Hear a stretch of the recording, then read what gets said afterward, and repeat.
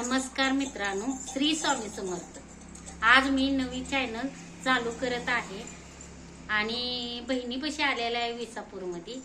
आणि बहिणीच्या मुलीने मला खोलून दिलाय, मावशी तू घरी बसून काय करतेस, मग काहीतरी तू उद्योग कर, काहीतरी तुला जमतंय, तू काहीतरी त्यात करू शकतेस।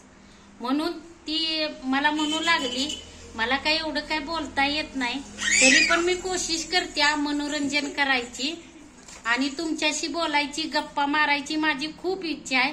आणि मला बोलायला लय आवडतं आणि मी असं बोलावं वाटतंय मला सगळ्यांच्या बरोबर।